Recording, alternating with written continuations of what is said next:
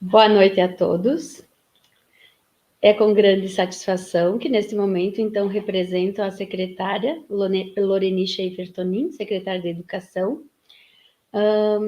neste momento tão especial, em homenagem ao nosso município. Agradecemos ao colega Cassiano, professor e historiador, por se dispor a nos presentear com seus conhecimentos e dividir conosco os seus estudos. Desejo a todos um bom proveito, que possamos aprender muito, para depois compartilhar nas nossas salas de aula com os nossos alunos. Obrigada e boa noite. Boa noite, colegas. Agradecemos a presença de todos vocês nesta noite. Eu vou falar um pouquinho sobre o currículo do Cassiano. O Cassiano, então, ele é professor da rede municipal, ele é formado em Pedagogia e História e é mestre em História pela UFRS. O projeto de pesquisa dele, no mestrado, está relacionado com a história do município. Por isso, nós convidamos para que ele pudesse compartilhar conosco um pouquinho sobre a história do município de Nova Prata. Tá? Agradecemos a todos e um bom proveito da palestra.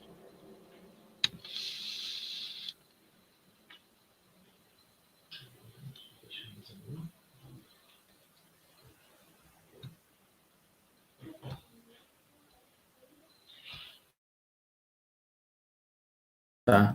Tudo fechado.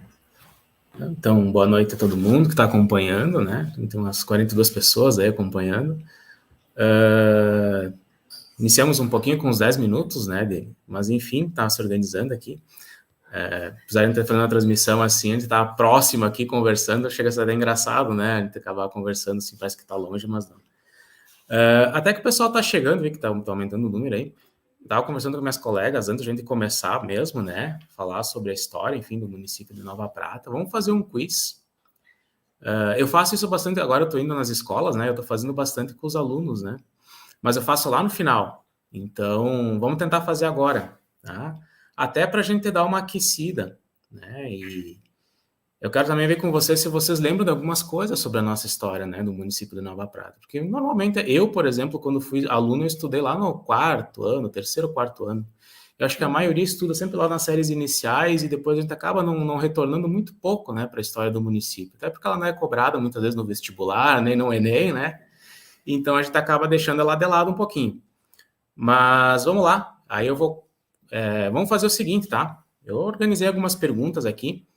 É um quiz, é um desafio para ver se a gente lembra de algumas coisas básicas sobre a história do município, certo?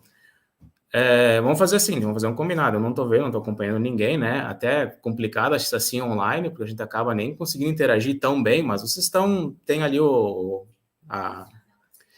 campo de comentários, né? E vamos fazer o seguinte, se vocês quiserem chutar as respostas aí, né, e arriscando, pode usarem os comentários. Eu só sugiro que vocês não roubem, tá? Não peçam ajuda e tentem responder por vocês mesmos, tentando lembrar, buscar lá na cabeça, não fazer cola, tá? Então, vamos lá. Eu aproveito também meus colegas que estão aqui me acompanhando, se quiserem ir respondendo, tá? Vamos para a primeira pergunta. Enquanto a gente espera chegar o pessoal aí devagarinho, tá? E depois a gente vai para a explanação mais certinha sobre a história de Nova Prata.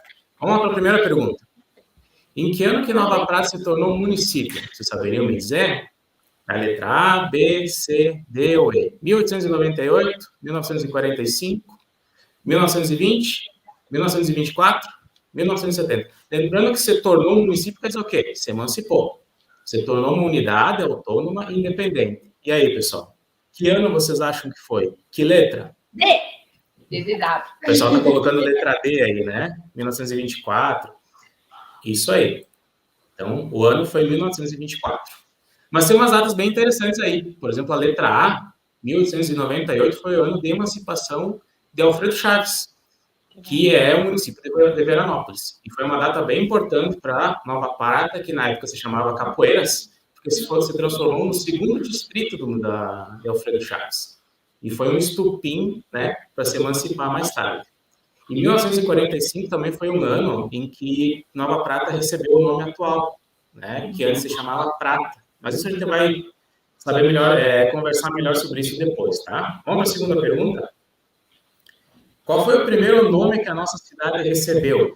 Letra A, Capoeiras. B, Prata. C, Alfredo Chaves. D, São João Batista do Herval. Ou E, Nova Bassano. E agora? Sim. Arda. Qual foi o primeiro nome que a nossa cidade recebeu? Ela nem era cidade. Cidade, vamos chamar cidade. Era um povoado aí, né? Ele usa mais o termo cidade quando ela é emancipada, né? Todo mundo está jogando na letra A, tem gente que está dividido com a letra D. Marlise colocou a letra D, mas Marlise não estava lendo, tá? Tu assistiu aquele dia lá na Reinaldo. Mas enfim, me entreguei. Mas enfim. A resposta certa é letra D, São João Batista do Herval, mas eu vi que muita gente foi de cara na letra A, né? Eu também fui de cara. Muita gente usou a letra C, Alfredo Chaves. Ok, Alfredo Chaves era o nome da colônia, né? E depois, mais tarde, também vai ser um município, mas quando Alfredo Chaves se torna um município, né? Capoeiras, a nossa região, já tem um nome, tá? Então, todo mundo jogou na letra A, Capoeiras. Mas antes mesmo de ser Capoeiras, tá? Um dos primeiros nomes que a nossa região, que o nosso povoado, ele era um povoado muito pequenininho, com pouquinhas casas, recebeu o nome de São João Batista do Herval, letra D. Depois eu vou explicar melhor também o porquê disso, tá? Sandra, Marlise banida do jogo. Não está banida, não. Legal. Sinal que funcionou aquele dia, né? Entendeu? Sinal que os professores também conseguiram pegar algumas informações já lá, que bacana. Vamos para a terceira pergunta. Ó. Nova Prata surgiu na beira de uma estrada muito importante da época. Era ela, a Estrada Buarque de Macedo, a Ebra ST 470, Estrada Alfredo Chaves, Avenida Borges de Medeiros, ou Estrada Placidino de Araújo. Uma das primeiras, essa estrada ela foi tão importante que foi na beira dela, próxima a ela, começou a se desenvolver a cidade, o núcleo urbano de Capoeiras, que depois vai se transformar em Nova Prata. Qual que vocês acham que é o nome dessa estrada? É uma das primeiras que vai cortar a região aqui.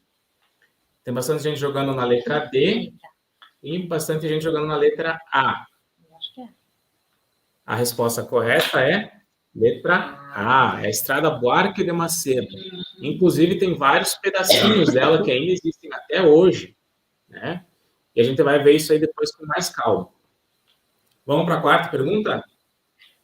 O fazendeiro, dono de grande parte das terras onde hoje situa-se Nova Prata, foi Santos Dumont, Placidino de Araújo, Borges de Medeiros, Cezefredo José Ferreira ou Silvério Antônio de Araújo? Quem vocês acham que era o fazendeiro que era dono das grande parte das terras, que hoje é o município de Nova Prata, e que também acabou doando grande parte das terras, né, para a igreja, para uma associação, né, vinculada à igreja, que depois foi organizando o núcleo urbano. Todo mundo está jogando na letra A, Santos Dumont. Eu acho que é aí. Placidina, tem gente indo na B, Placidina. Fazendeiro masculino. Fazendeiro masculino, tá. Então, então tá, eliminamos as mulheres. Tá. Letra E, alguém está jogando? A resposta correta é letra E, Silvério Antônio de Araújo. Mas tem uns nomes bem interessantes aqui, tá? A Placidina de Araújo era casada com o Silvério Antônio de Araújo. O Silvério foi quem iniciou a doação das terras que iniciam na cidade, e a Placidina quem concluiu depois. E quase por pouco que essa resposta não ia ser a letra D, Cezefredo José Ferreira, que foi a primeira pessoa que foi o primeiro poceiro aqui da região, e é ele que vai vender as terras para o Silvério lá em 1954. Que legal. Lembrando que o Silvério não era daqui, tá? Ele era lá natural do Paraná, de Londrina. Ele vem para cá comprar as terras. Vamos falar com isso aí depois também. Vamos para a 5. A 5 é fácil. A 5 hoje, acho que tudo estava estampado nos jornais em tudo que era lugar, mas vamos lá. Essa é fácil, é dada. Nova Prata, em 2022, comemora quantos anos de emancipação político-administrativa? Esses alunos fazem os cálculos e em 2 toques eles respondem. 110, 210, 80, 98 ou 15 anos de emancipação político-administrativa? E aí? Qual é que é a resposta de vocês? Eu nem vou me enrolar muito, que aqui tá barbado, né? Se vocês responderem em 1924, então são 98 anos. Né? Em 1924, você vai estar comemorando o centenário da cidade. Lembrando que é o centenário da emancipação. Né? Antes da emancipação tem muita história também da própria formação da cidade, que é o que nós vamos conversar agora. Essa aqui eu adoro. Qual é o brasão correto da cidade? A, B ou C? Quem é bom aí, quem tem uma boa memória visual, ele vai conseguir acertar essa. E aí? A, B ou C? É o A. A? Das estrelas. Acham que é A? Será que não é a B? Tem aquele arado. Será que não é o C? Pra mim é o A por causa da estrela vermelha. Será que tem uma estrela vermelha? Eu acho que sim. Mas vamos esperar, né? Tem gente jogando na B, ó. Tem gente jogando na C, tem gente indo para A. B, e agora? Vocês viram que a única coisa de diferença tem aí é que na primeira tem uma estrela, na segunda tem 3 pinheiros e na terceira a estrela tá para baixo de 2 pinheiros. A, B ou C? Eu acho que é um dos pinheiros. Eu tô gostando que o pessoal tá levando a sério mesmo, não tão, podiam colar essa, né? Mas estão levando bem a sério. Bacana. Isso aí, ó, legal. É isso aí mesmo, vamos buscar na memória as nossas lembranças sobre a cidade. Eu acho que é a estrela. Então vamos lá. É a letra A. Tá? É uma estrela d'alva no meio de 2 pinheiros, tá? Que era as principais árvores que eram daqui da região. Logo abaixo dos 2 pinheiros, tá? A gente tem os morros representando a serra. Aquelas listas brancas, que é o Rio da Prata. E logo abaixo um arado manual. Tudo isso, né, coroado com uma parreira e um pé de milho. Tá? E aí tem 2 datas, né? 1884 e 1924. 1924 vocês já descobriram o que é, já sabe, né? Emancipação. 1884 é uma data que às vezes muitas vezes se pergunta o que é. É o ano da instalação da colônia Alfredo Chaves. Tá? Então também é marcado como um início da imigração, da colonização da região, né? Por isso a data essa primeira data aí. Vamos para a última agora. Depois a gente vamos seguir com as falas aí sobre a história. E a bandeira agora? Qual é que é a bandeira correta da cidade? A, B ou C? E aí?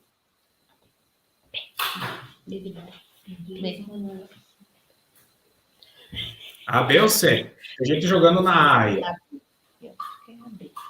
Trabalhando na Secretaria de Educação. A, B ou C? Tem gente jogando na B.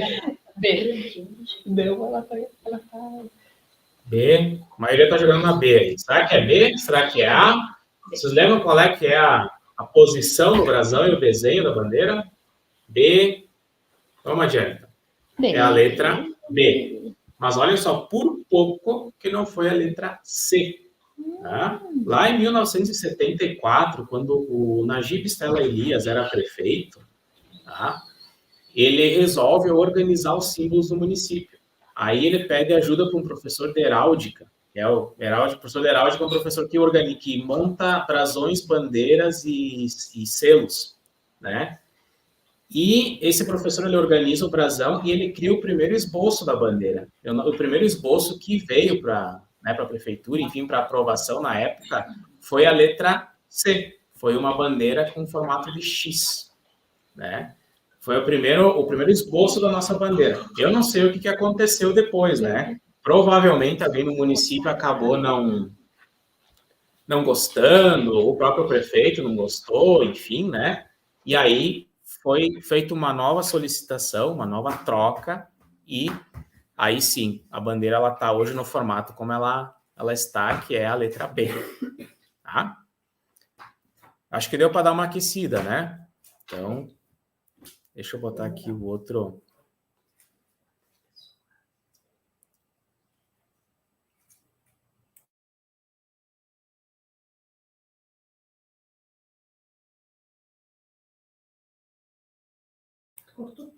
Só estava observando você.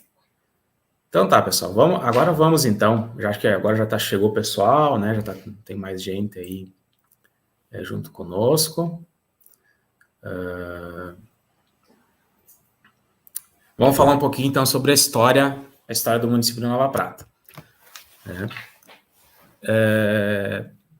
Bom, lembrando que eu vou fazer um recorte aqui, tá, pessoal? Para falar sobre a história da cidade, são mais de 100 anos. Então, eu vou tentar trazer o que para vocês? Mais ou menos como a cidade se constituiu enquanto território e enquanto estrutura política e administrativa, tá? E aí, se vocês tiverem qualquer dúvida, qualquer pergunta, vão lançando ali nos comentários, né? Se tiverem qualquer questão também, que é uma coisa que não ficou muito claro, né? Como assim é difícil a gente interagir com as pessoas, a gente acaba não sabendo nem se estão conseguindo compreender, enfim, mas vamos lá, tá?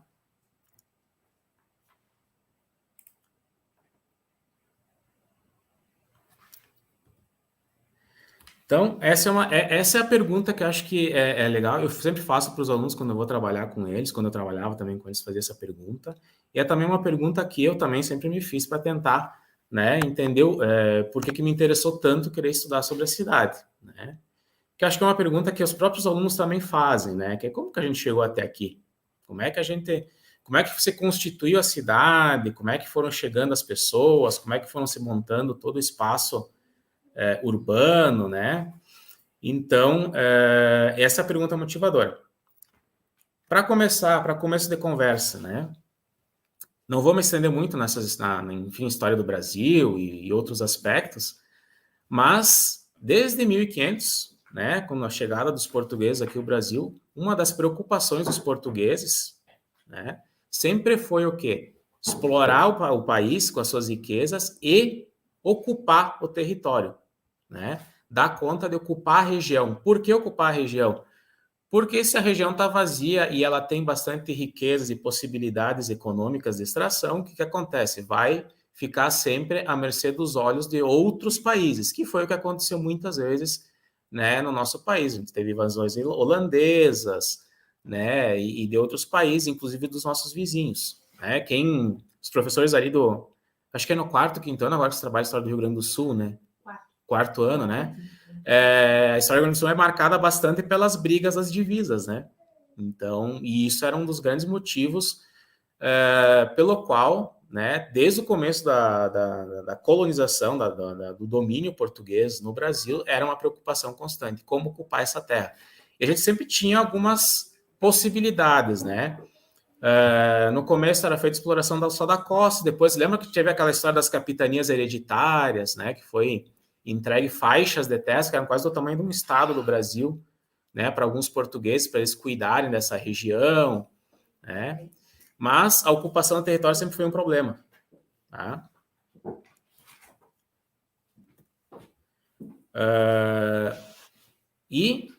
A ocupação territorial do país como um todo, e principalmente aqui no Rio Grande do Sul, ela foi marcada principalmente depois da chegada de Dom João VI em 1808 no Brasil, tá? Dom João VI é esse personagem à esquerda, o primeiro, tá? Vocês estão tendo 3 imagens, né? Eu adoro mostrar essas imagens para os alunos porque eles identificam rapidinho Dom Pedro I. Aí eu digo à esquerda de Dom Pedro I, Dom João VI, que é o pai do Dom Pedro I, à direita, né, já com uma fotografia, é Dom Pedro II, tá? Então, como eu estava falando, sempre teve uma preocupação de controlar e ocupar o território. Dom João VI, em 1808, vem para o Brasil, é o primeiro rei português que vem pisar nas terras brasileiras, na colônia brasileira, né? Ele vem fugido de uma guerra lá na Europa, tá? Com Napoleão Bonaparte batendo na porta dele e tentando derrubar o reinado de Portugal, e invadindo Portugal, que era uma coisa que Napoleão estava fazendo na Europa inteira, estava tomando a Europa e estava chegando em Portugal. E Dom João VI teve a brilhante ideia, que até hoje os historiadores discutem se ele foi medroso, se ele foi muito esperto, pegou as tralhas da realeza, junto com todo mundo da família real, e picou a mula, né? Veio para o Brasil, em 1808. Isso foi bem interessante, porque o que aconteceu? Né? O país começou a se desenvolver administrativamente e também em questão econômica e de estrutura, né? Tanto que Dom Pedro I, que vai ser criado praticamente aqui no Brasil, mais tarde, em 1822, vai proclamar a independência do Brasil, né? e logo na sequência, depois ele vai abdicar do trono para disputar, para brigar, enfim, pelo trono lá em Portugal, e aí quem vai assumir é Dom Pedro II, num longo reinado que vai até 1889. Por que esses três aí são bem importantes? Porque eles também tiveram muito essa preocupação constante de controlar e dominar o território. E não só ocupar o território, como também trazer mão de obra para o Brasil. Porque o Brasil tinha uma monocultura do açúcar, né? Que era uma cultura baseada na escravidão. Só que a escravidão ela é abolida em 1888, né? Muito tarde, e não por vontade do governo brasileiro, e sim por uma pressão internacional. Nós temos uma época, então, do crescimento das lavouras de café e a necessidade continuava de mão de obra, né? Como suprir a mão de obra que era faltante, né? Como eu falo para os alunos quando eu vou nas escolas, né? O Brasil não era como, lá de 1800, né? Como é hoje, né? Repleto de população. Tinha muito poucas pessoas e então a mão de obra era escassa. A imigração, eu vou começar por aí, né? A imigração de várias pessoas do continente europeu para cá, principalmente os italianos, os poloneses, os alemães, que a gente fala bastante, mas também vieram espanhóis, vieram portugueses, vieram árabes, tá? Foi muito por conta disso, para essa necessidade de mão de obra, que estava faltando muito, e também para colonizar a região, principalmente aqui no sul. Então, esses imigrantes que vieram, principalmente lá da Itália, da Polônia e da Alemanha, que vieram em grande quantidade, vieram com esses dois focos, tá? Aí vocês vão estar se perguntando, tá, beleza, então veio colonizar aqui porque não morava ninguém, né? É essa a impressão que a gente acaba passando, né? Na verdade, não é que não morava ninguém, morava. Os índios, né, as várias tribos e famílias indígenas ocupavam toda a região, principalmente aqui onde hoje é Nova Prata. Só que eles não desenvolviam atividades econômicas, né? Eles viviam em comunidades mais não capitalistas, né? Aquele socialismo primitivo que a gente fala, que não imperava relações econômicas pautadas no mercantilismo, no capitalismo, enfim. Então, acabava sendo aos olhos do rei e do governo brasileiro como se fosse mais empecilhos do que pessoas ocupando o território. Mas, sim, antes mesmo da chegada dos imigrantes, isso é bem interessante demarcar, né, para os alunos, né, e eu acho que é uma discussão que se ficou muito tempo uma lacuna, existem muitas lacunas sobre a história dos índios, principalmente os índios coroados, que foram os primeiros habitantes aqui da região, de que eles estavam aqui, sim, muito antes da chegada dos imigrantes, né, e que eles foram aos poucos cedendo lugar, porque havia um contato nada agradável entre as pessoas que vieram morar para cá, né, e os índios coroados, né, e eles eram muitas vezes caçados como animais, tá? Tanto que vocês vão encontrar em vários livros de história, por aí o termo bugre, né? Até a gente tem em Caxias o Campo dos Bugres, enfim, né? Que é um termo também muito utilizado na época para se referir a uma pessoa que não tinha alma, né? Se vocês lembram da história das 7 povos das missões, o que os jesuítas iam lá para quê? Para catequizar, batizar os índios para dar alma para eles, para que eles não fossem mortos, né? Então, como no entendimento, tanto dos imigrantes como do governo brasileiro, os índios não tinham alma, eles podiam ser caçados como qualquer fera, como qualquer animal. Então, esse contato não foi nada amigável, né? E essas tribos indígenas foram, aos poucos, se afastando e se localizando em outras regiões do estado, né? Que hoje, inclusive, tem várias reservas indígenas. E a gente fala muito que os indígenas que moravam nessa região, né, onde iniciou a colônia Alfredo Chaves, eram os índios coroados do grupo indígena G. Eram chamados coroados ou caigangues também, tá? De um grande grupo que chama do macro grupo, né, indígena dos Gs. Por que eles eram chamados de coroados? Essa é uma discussão, uma pergunta que os alunos fazem muito, tá? Tem 2 explicações históricas. A primeira é que o cacique... Primeiro que coroados não foram os índios que se deram esse nome, tá? Quem deram foram as pessoas que foram chegando nessa região, que começaram a chamá-los assim, identificá-los dessa forma. O cacique deles utilizava um cocar, né, em formato de uma coroa, que lembrava uma coroa de um rei. E também tem outros livros, outros historiadores que comentam que era por causa do corte de cabelo, que eles faziam corte de cabelo, inclusive hoje está na moda entre a gurizada aí, né? Que era raspar dos lados e deixar cabelo só em cima, que também lembraria como se tivesse uma coroa posta na cabeça. Então, por causa de uma dessas duas versões, é que eles eram chamados como coroados. Né? Aqui tem umas imagens, né, umas pinturas antigas. Essa, inclusive, é uma pintura do Debré, né, que é um pintor francês que veio numa missão ao Brasil, e ele faz um desenho, né, de um dos índios, do cacique coroado com essa suposta, com esse suposto cocar lembrando uma coroa. Outra coisa que é bem interessante falar sobre eles é as moradias, né? Quando eu falo com os alunos, como é que você acha que eram as ocas? Eles vão lembrar, vão trazer o quê? Aquela imagem da oca, né, redondinha, feita de palha.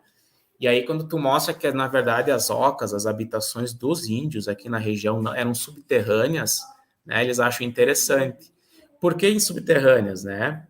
Pelo simples fato de que a região era muito fria. Então, ocas feitas externamente de palha ou de barro, elas não defendiam muito contra o vento frio, principalmente o vento minuano aqui da região. Então, os índios faziam o quê? Eles criavam abrigos subterrâneos, né? E dentro desses abrigos subterrâneos, eles faziam fogueiras para aquecer, né? Inclusive, entre né, vários sítios arqueológicos hoje dão conta de mostrar que entre essas habitações, inclusive, haviam túneis. Eles faziam ligações entre as moradias com túneis, né, para poder se protegerem do frio. Tá? Então, é uma imagem bem interessante. Os alunos se questionam, gostam muito de entender o porquê, né, disso. Mas seguindo, então, voltando para a questão da imigração, né, que é um dos pontos que mais é comentado quando se fala da história, né, os imigrantes que vieram na região, enfim. Como eu estava falando, né, eles vieram com esse objetivo mesmo de suprir mão de obra, tá? E aqui no sul para colonizar o território. O governo brasileiro precisava suprir o território, tinha também na mente, né, a ideia de branquear a população, né, infelizmente, né, isso hoje também é um termo muito interessante de se discutir, inclusive com os alunos, né, por que isso? E eles fazem uma propaganda, inclusive o Dom Pedro II vai ter um ministro da imigração, que é um cara responsável somente para trabalhar com a questão da imigração. Inclusive, o nome do ministro é Alfredo Chaves, por isso a colônia Alfredo Chaves ganha esse nome, tá? E esse Ministério da Imigração, ele vai fazer a propaganda lá na Europa para buscar imigrantes, para buscar pessoas, principalmente no continente europeu, para vir habitar a região aqui do Brasil. E aí você vai se perguntando, tá, e por que grande parte vieram da Itália, da Alemanha, da Polônia? Né? Porque são países, primeiro que a Europa já está bem saturada, ela está bem carregada de população. Segundo, que vários países, ainda como a Itália, por exemplo, não estava completamente unificada, tinha muitas brigas internas políticas, e o acesso à terra a essas pessoas na Europa era muito complicado. Né? Se a gente comparar o tamanho do Brasil e o tamanho da Europa e dos países como a Itália, por exemplo, né? Tem estados brasileiros que é do tamanho da Itália, às vezes maiores. Tá? Então, isso acabava dificultando muito também o acesso à terra. E o governo brasileiro foi esperto. Qual foi a propaganda que eles fazem lá fora? Né? A possibilidade desses imigrantes, dessas pessoas que tivessem interesse, se predispusessem a atravessar o oceano e virem para cá, teriam chance de terem o que? Acesso a essas terras. Né? Então, tu tem várias pessoas, né, desses países que vai se deslocar, né, que vai aceitar essa aventura, mas não só pessoas pobres sem acesso à terra, mas também muitas vezes, tá, pessoal? Aquelas pessoas indesejadas, né? Os anarquistas, pessoas que não tinham, nos olhos do governo, podiam causar problemas, né, para o status quo da época, também muitas vezes eram despachados para cá, para evitar problemas lá, né? E muitas famílias, em busca do quê? Em busca de condições novas de sobrevivência, em busca de possibilidade de terra, de acesso à terra, de acesso a emprego, de possibilidades de ascender socialmente. Algo que, na Europa, na época, principalmente nesses países, né, era muito complicado, era muito difícil. Tá? Inclusive, tem uma discussão sobre se eles haviam ganho as terras, tá? Ou se eles compraram.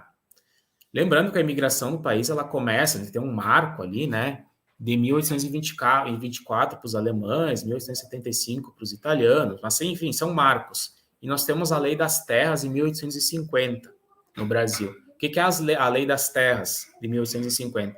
A terra passa a ser uma propriedade, ela começa a ganhar o status de propriedade. Antes disso, terra no Brasil não era propriedade.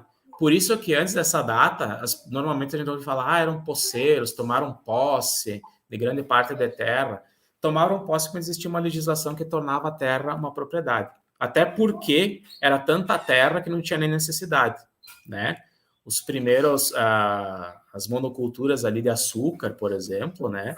Os grandes senhores de engenho eram considerados ricos e tinham status não por quantidade de terra, e sim pela quantidade de escravos que eles tinham, muitas vezes, né? Então, com essa lei de terras de 1850, que a terra passa a ser um objeto de compra e venda e não de posse, simplesmente chegar e dar posse e ter posse, né? Muitos desses imigrantes, sim, acabaram comprando. Aqui nós temos à direita uma imagem até de um documento de posse de terra, tá? Que está num livro do Geraldo Farina. E como eles chegam, esses primeiros imigrantes, tá? Aqui tem um mapa bem interessante feito pelo De Boni, tá? De 1979, no livro dele, que ele coloca a Porto Alegre, né? Vocês estão vendo ali. É ruim apontar, que a gente não consegue apontar aqui nos slides, enfim. Mas vocês conseguem ver na parte inferior a cidade de Porto Alegre, tá? E dali é que parte, então, os imigrantes chegam. Eles chegam no Brasil. Normalmente os imigrantes tiveram dois destinos, tá? Ou ficavam em São Paulo, iam para as lavouras de café, ou então eles vinham para o sul, e no sul eles ganhavam lotes de terra para ocupar a região. Os primeiros a chegar são os alemães, em 1824. Eles chegam em Porto Alegre e vão ocupando as terras mais próximas a Porto Alegre. Então, a gente tem ali Novo Hamburgo, São Leopoldo, o Vale dos Sinos, o Vale do Caí. Mais tarde vão chegando os poloneses e os italianos, 1869, 1875, e vão ocupando as outras colônias mais próximas aqui da Serra Gaúcha, que é a colônia Caxias, a de Bento, né? Depois, quando satura demais, eles vão chegando até o Rio das Antas. Quando satura demais a região, eles aí sim atravessam o Rio das Antas e vão criar outras colônias para o lado de cá. Uma delas, a colônia Alfredo Chaves, que vai dar origem a Veranópolis, Nova Prata e todas as cidades aqui da região. Tá? Para vocês terem, eu vou recortar um pouco esse mapa. Aqui tem toda a região, desde Porto Alegre, aqui só das regiões das colônias aqui italianos aqui da nossa região, tá? Então, nós temos aqui, ó, a partir de 1885, Caxias do Sul, tá? A colônia de Condedeu, que depois vai ser Garibaldi, Dona Isabel, que vai ser Bento Gonçalves, tá? Aí, quando vocês viram que para ali na Dona Isabel, você também que tem um rio que atravessa, né? Que fica entre Alfredo Chaves e a Dona Isabel e Caxias, a colônia Caxias, que é o Rio das Antas, que é o grande demarcador geográfico da época. Então, quando chega começa a ocupar demais, a saturar os lotes nessas primeiras três colônias, é que se cria, então, lá em 1884, a colônia Alfredo Chaves, para ser utilizada, então, para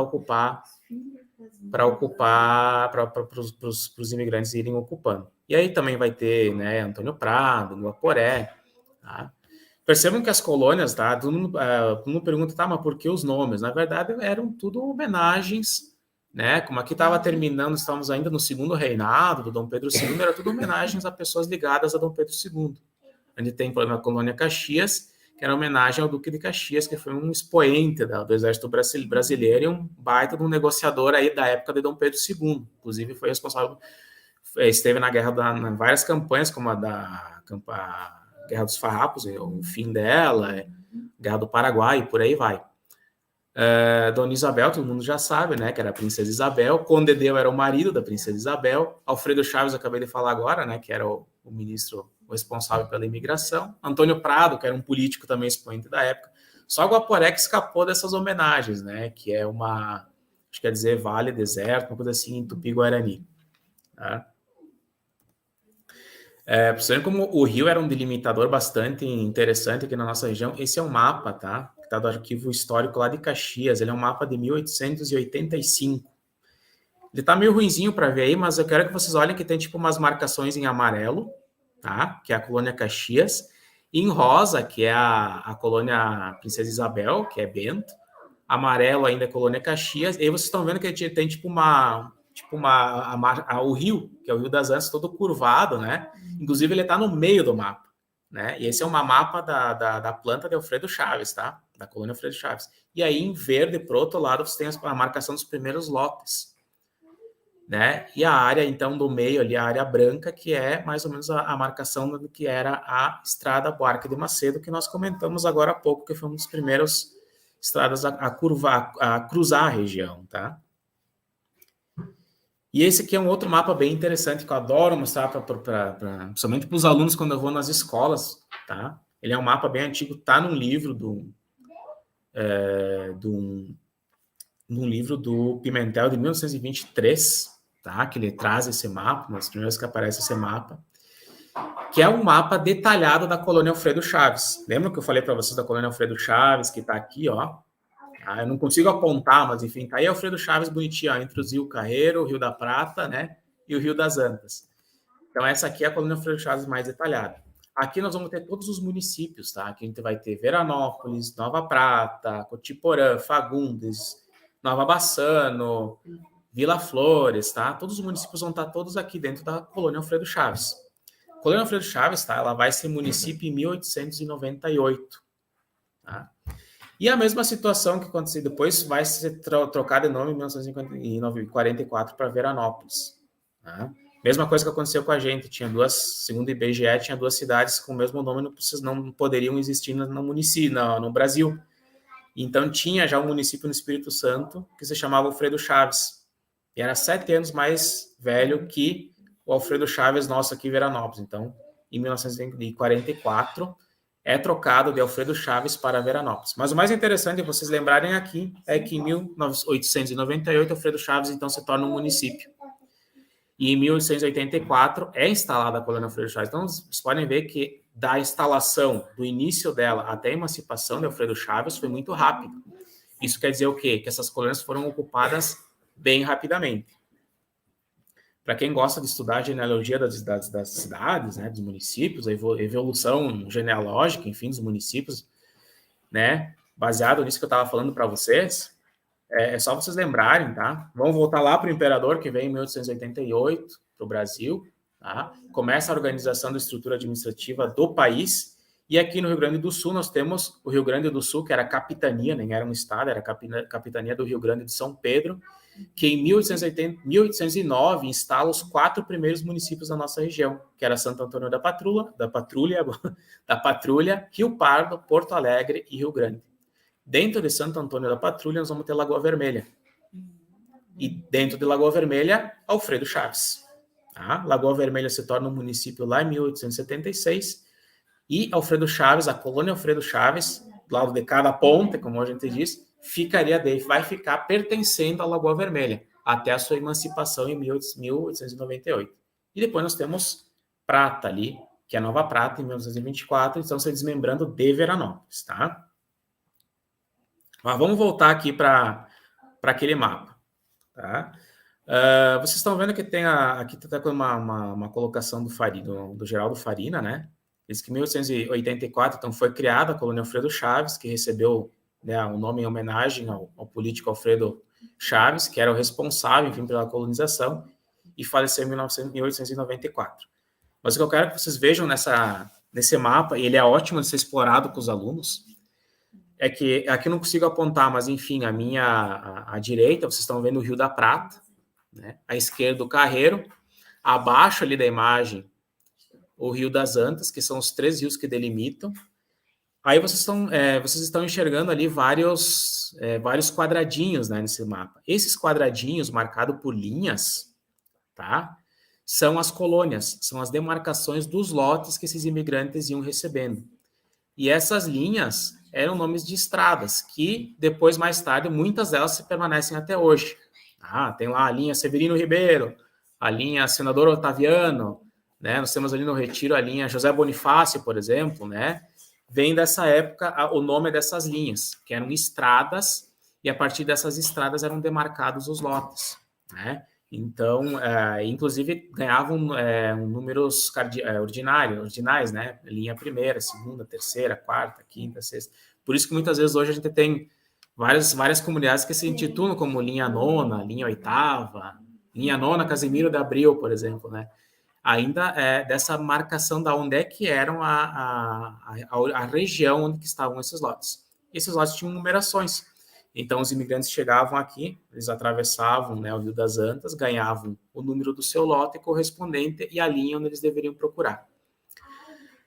Ali vocês estão vendo também, tá?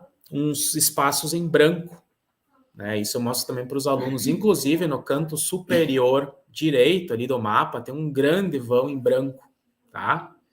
E esse grande vão em branco é marcado por uma linha que passa bem ao meio dele e segue, vocês estão vendo? Essa linha é a Estrada Buarque de Macedo, tá? É a linha que cruza, ela vem lá, a Estrada Buarque de Macedo vem lá de Lagoa Vermelha e vai até a Balsa das Antas. E esse grande... Só que tem vários espaços ali em branco não loteados, tá? Inclusive esse no canto superior direito, tá? É ruim tu ter que falar onde é que tá, porque tu não consegue apontar, mas enfim. Ele não é loteado porque já é um terreno de particulares, ou seja, não é o que a gente chamava na época de terras devolutas, ou seja, terras do governo, terras, né, que podiam ser utilizadas para imigração. Essas terras já tinham uma propriedade, já tinham um dono. E esse dono, tá? A gente acabou falando lá no quiz no começo, que era quem? O Silvério Antônio de Araújo e a dona Placidina de Araújo. Aliás, se vocês olharem para esse canto superior direito, branco, grande, dá para perceber que é quase o desenho do mapa de Nova Prata. Se vocês olharem bem, falta alguns cantos ali, né? E já à esquerda ali é como se fosse Nova Bassano. Então, esse mapa é bem legal de trabalhar com os alunos, né? Porque ele mostra várias coisas. Ele mostra a Estrada Buarque de Macedo, ele mostra as colônias, né, dos primeiros imigrantes, e mostra as terras, né, o porquê que a gente diz que as primeiras terras eram de Silvério, Antônio de Araújo e Placidina de Araújo, porque realmente eles ocupavam praticamente toda a região onde hoje é o município de Nova Prata. Para vocês terem uma ideia, tá? Esse é um comparativo entre o mapa da colônia Alfredo Chaves, que eu estava mostrando para vocês, e o mais ou menos demarcado com os municípios hoje. Tá? Hoje não, porque né, o mapa ainda foi redesenhado. Mas, enfim, a colônia Alfredo Chaves abarcava todos esses municípios aí. Se eu pegar o mapa, esse aqui da colônia Alfredo Chaves, e sobrepor hoje numa foto de satélite, tá? Olha só que interessante. Aqui não dá para ver direito, tá? Mas vocês estão vendo que tem. É uma foto do Google Maps, tá? Tem Nova Prata, Fagundes, Veranópolis, tá? Ali para baixo, acho que mal e mal dá para ver, eu marquei, tem uma coisinha marcada de vermelho, não sei se estão conseguindo ver. Ali é a ponte do Rio das Antas, tá? É a ponte Ernesto Dornelles, onde que fica localizada a ponte do Rio das Antas. Se a gente fosse sobrepor o mapa da época da colônia Alfredo Chaves em cima desse mapa de satélite, eu acho que isso é muito feio fazer, tá? Eu estou fazendo sem escala, quem é da geografia vai ficar louco, mas é só para ter uma noção, tá? Não dá nem para usar isso pedagogicamente, mas é para ter uma ideia de como a colônia Alfredo, o espaço que a colônia Alfredo Chaves ocupava. Ficaria mais ou menos assim, ó. Então, olhem lá onde é que está a ponte hoje, tá? Ocuparia essa região toda aí, que é onde os municípios estão, esses municípios aqui hoje, tá?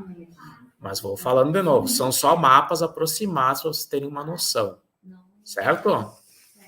Para vocês terem uma noção de onde é que eu estou falando. Estou falando desses mapas aqui, onde é que é? A colônia Alfredo Chaves ocupava esse espaço aqui, tá?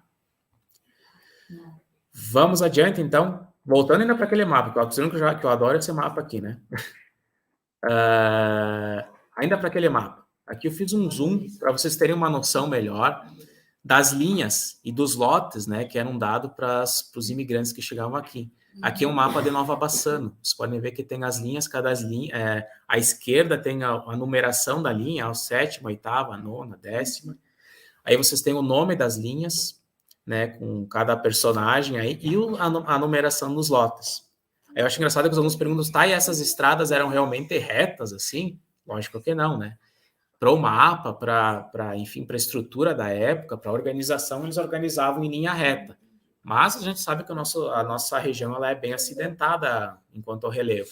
Algumas estradas ainda são até foram bem retinhas, né? Mas não era a realidade de todas elas. E agora vamos adiante aqui. Lembra que eu tinha mostrado aquele, como diz o nosso hino, aquele torrão de terras que eram terras particulares, né? Que eu havia apontado para vocês antes.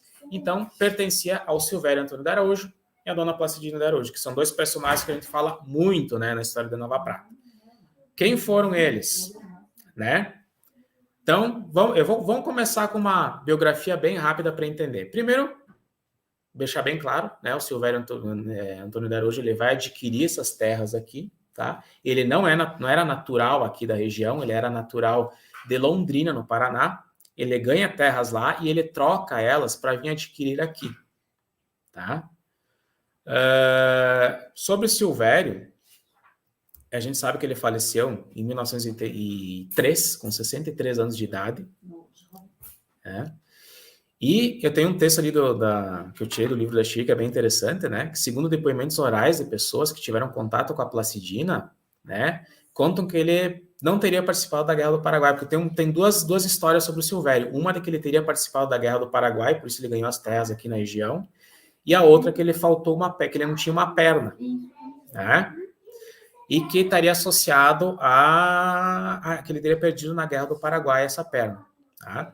Não foram encontrados, assim, não existem documentos que comprovem isso, né? Muitos fatos, muitos acontecimentos, a gente está mais na história oral, nos depoimentos que a gente tem de várias pessoas, né, principalmente as mais ligadas na época, enfim.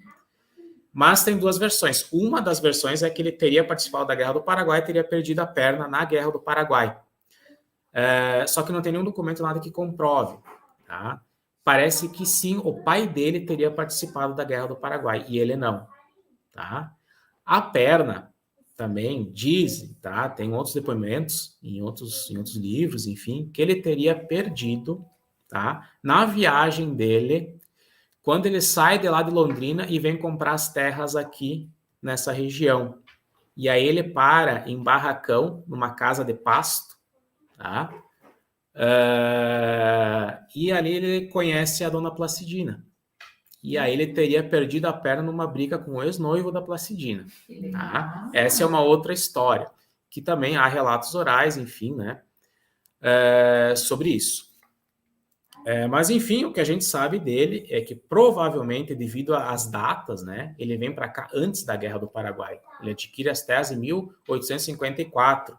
E ele mora aqui. E a Guerra do Paraguai é bem depois, então é bem provável que ele não tenha participado, por essa lógica cronológica.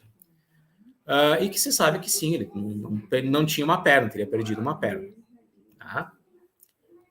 E a Dona Placidina, então, acabei contando um pouquinho sobre a história dela, né? Ela teria nascido no ano de 1838, e os relatos orais dão conta que ela era natural de Barracão. Há relatos que dizem que também ela era natural do Paraná, de Londrina. Tá?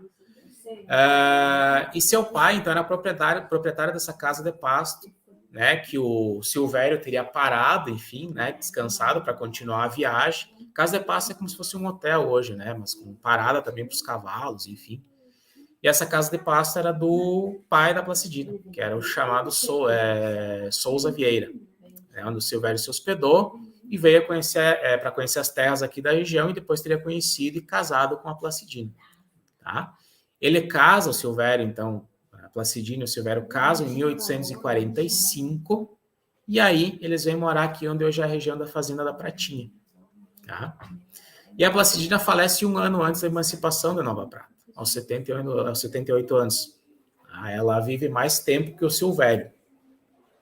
Inclusive, aqui tem uma foto bem interessante do velório da Dona Placidina em 1923.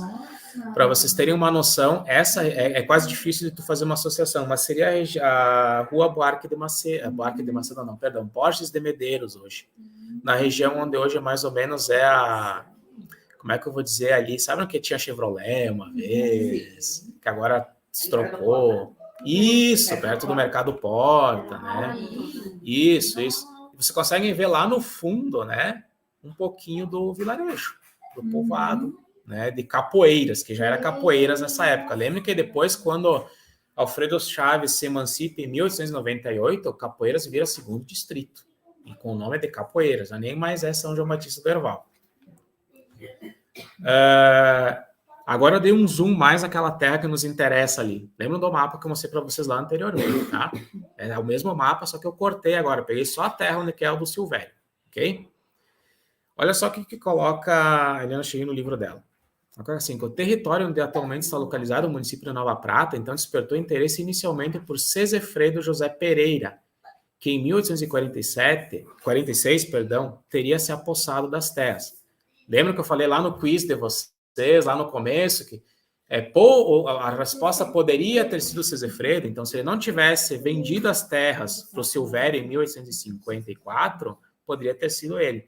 E o Sesefredo se apossa dessas terras. Por que ele se apossa? Lembra que eu falei para vocês da lei de terras em 1850? Até 1850, terra não era propriedade ainda no Brasil, depois que torna-se a ser. E aí obriga essas pessoas ao quê? A registrarem essas terras, a adquirirem, e aí a terra passa a ser um objeto de compra e venda. Então, o que faz? Ele se torna proprietário, o Sesefredo, e aí ele vende para o Silvério essas terras, em 1854.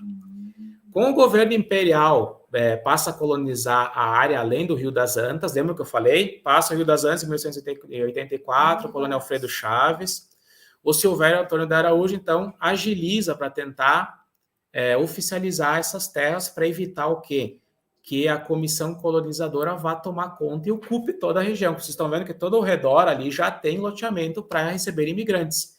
Se ele não fosse regularizar a sua região, ele ia provavelmente daqui a pouco perder, né, esse espaço todo de terras.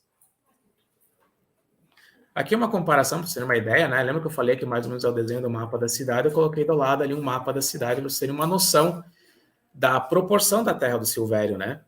E aonde mais ou menos tinham os lotes dos imigrantes, ainda da colônia Alfredo Chaves. Vocês estão vendo que logo ali abaixo, na parte inferior, tem uma bolinha escrito Capoeiras, né? E logo acima uma outra bolinha escrito Rio Branco. É uma demarcação no mapa dos povoados, tá? E vocês podem ver que os dois, eles estão muito ligados à estrada Buarque de Macedo, né? Que cruza todas as terras do Silvério. Então, quando a gente fala que a estrada Buarque de Macedo cruzava as terras do Silvério, realmente cruzava, tá? Tá aí o mapa para comprovar isso. E sobre a estrada Buarque de Macedo é bem interessante, porque é ela que vai motivar, que vai dar ideia para o Silvério doar as terras, onde hoje é a área central da cidade, para começar a se construir o vilarejo, né? O vilarejo de São João Batista do Herval e depois Capoeiras, tá?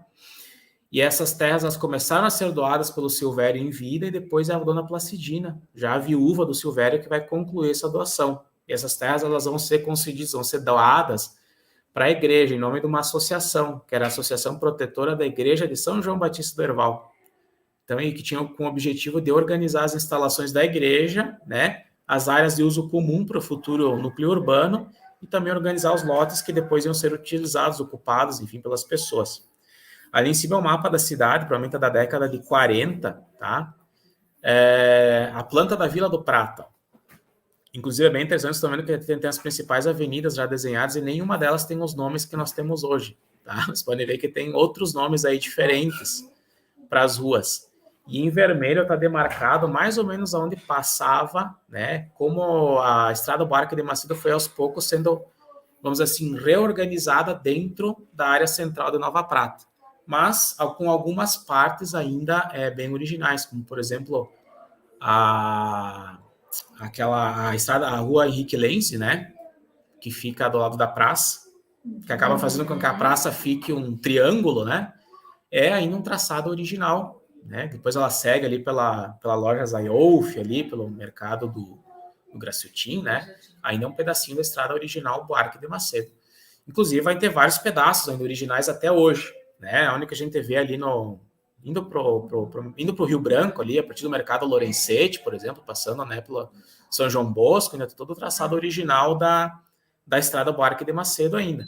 Inclusive, a famosa Curva da Guajuvira, que muitas vezes já devem ouvir falar, é um dos traçados ainda originais da estrada Buarque de Macedo, né? Começando ali embaixo no Detran, passando pela parte de trás do cemitério, né? A região onde hoje é o aeroporto, por exemplo.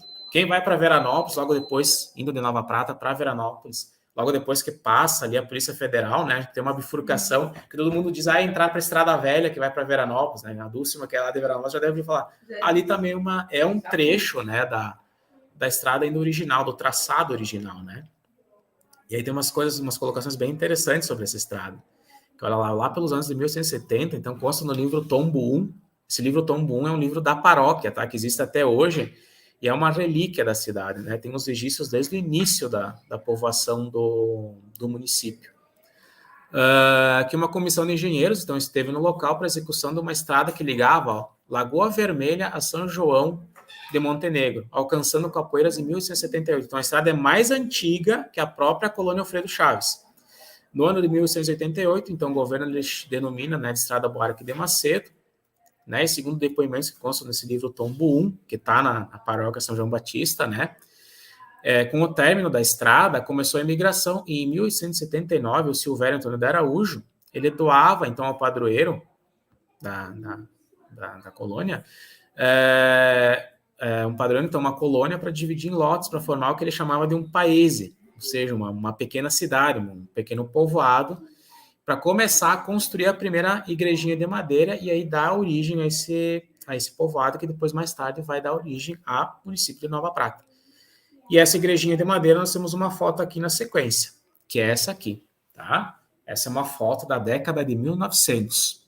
E vocês estão vendo lá no alto, no canto superior direito, a igrejinha, que é a igreja de São João Batista do Herval. Para vocês terem aqui, essas poucas casas, é praticamente o embrião, onde começa a se formar o núcleo urbano da cidade de Nova Prata. Tá?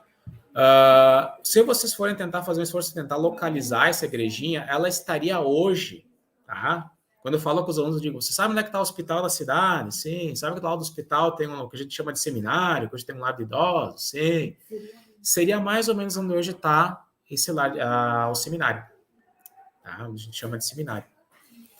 Aqui, inclusive, tem uma foto da frente dessa capelinha, né, dessa igrejinha de madeira de frente. Inclusive, a foto aqui ela é uma foto provavelmente batida num dia de frio, de chuva, né? Essa tem uma imagem mais com sol para vocês visualizarem. Inclusive, lá em cima, na igrejinha, tem um S e um J, tá? De São João Batista. Tá? Aliás, o nome do povoado, então, por isso que vai ser denominado de São João Batista do Herval.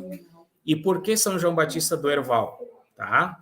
Porque o Silvério Antônio de Araújo, lembrem, que é quem doou as terras para começar esse núcleo urbano, ele era devoto de São João Batista. Então, né, a igrejinha acabou ganhando essa denominação de São João Batista do Herval. Inclusive, né, é paróquia São João Batista até hoje, né? E Nossa Senhora Aparecida. E aqui tem mais uma foto que eu acho muito interessante para ajudar vocês a localizarem mais ainda onde que ficava essa igrejinha, tá? Aqui fica mais fácil para a gente se localizar agora. Nós estamos com uma foto da década de 40. Vocês conseguem localizar aqui facilmente a igreja matriz, né? Então, olha só, vamos olhar para a igreja matriz e vamos, com o nosso olho, ir para trás da igreja matriz, que tem a nossa segunda igreja, que já é de alvenaria. Que depois, quando construíram a terceira e última igreja matriz, que é a que está na frente, essa de trás virou salão paroquial e o nosso primeiro cinema da cidade, tá? E atrás dela, vocês estão vendo que tem uma outra capelinha de madeira lá no fundo. Conseguem visualizar? Ela meio que perdida. Essa aí é a igrejinha que eu mostrei agora há pouco para vocês, que é esta aqui. Tá? Para vocês terem uma noção onde ficava essa primeira igrejinha, que vai dando origem a São João Batista do Herval. Então, se vocês tentarem mais ou menos se localizar, vão perceber que é mais ou menos próximo a onde hoje é o seminário. Tá? Por isso, então, dos nomes, né? A gente estava falando lá no começo. Então, o primeiro nome é do povoado, não era uma cidade, era um povoado, né, como a gente viu nas fotos. Vai ser São João Batista do Herval. Depois não vai ganhar o nome de Capoeiras. Não quer dizer que São João Batista do Herval vai sumir, mas Capoeiras começa a ganhar mais fama. Sabe aquela história do apelido ruim, tudo pega fácil, né? Acabou pegando mais como Capoeiras. Por quê? A história mais comentada, mais contada e mais colocada, principalmente nos livros, né, que tratam sobre o assunto, é que teria lá por volta de 1900, 1910, teria ocorrido um grande vendaval na região, que hoje a gente chamaria de ciclone, né? E teria devastado toda a região, né? Teria derrubado, inclusive, pinheiros, teria feito muitos estragos. E aí o pessoal começou a se referir aqui a São João Batista do Herval como Capoeiras, o lugar que teria ficado só Capoeiras. Daí acabou pegando o nome, tanto que lá em 1898, quando Alfredo Chaves se torna um município, né, que é Veranópolis agora, se torna um município, Capoeiras, aí sim ganha oficialmente o nome de Capoeiras, né, e se torna o segundo distrito de Alfredo Chaves. O terceiro nome vai ser mais tarde, tá? Lá em 1924, com a emancipação de Nova Prata, e o quarto nome vai ser só lá em 1945, tá? Por causa do IBGE. Tá? Que o IBGE vai dizer que tem 2 cidades com o mesmo nome no Brasil. E aí, segundo a regra do IBGE, a cidade mais nova tinha que trocar o nome. A mesma coisa que aconteceu com Veranópolis, né? Que virou Veranópolis, antes era Alfredo Chaves. Aqui nós tivemos a mesma situação. Tinha uma cidade no estado de Minas Gerais, que também se chama Prata. Inclusive, se vocês forem procurar aí no Google Maps, vão achar essa cidade, tá?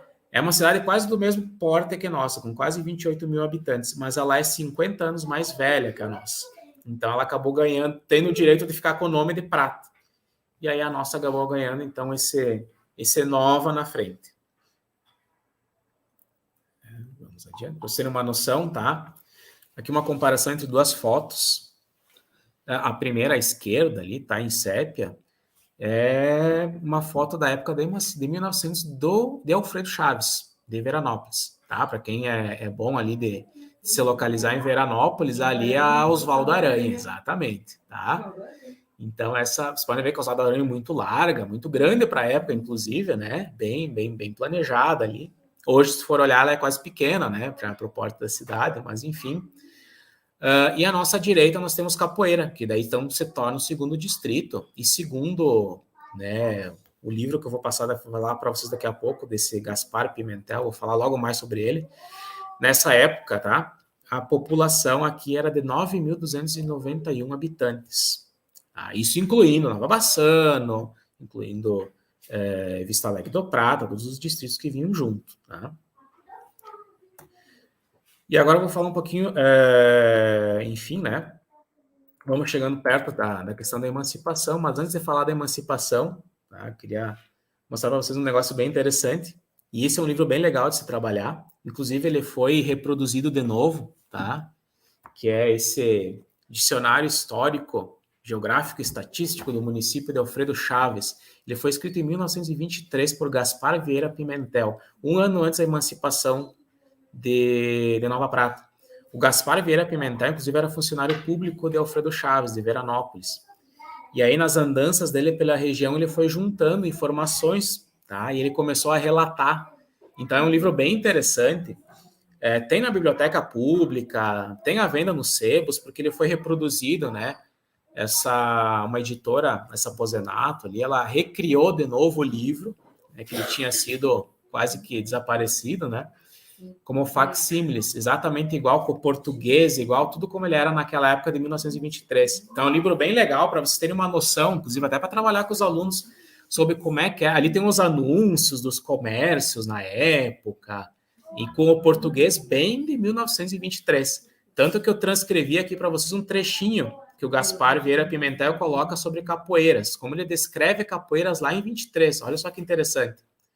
Capoeiras, que é um lugar também de agradável aspecto e de avultuado movimento comercial. Ou seja, ele percebeu que aqui tinha bastante movimento comercial.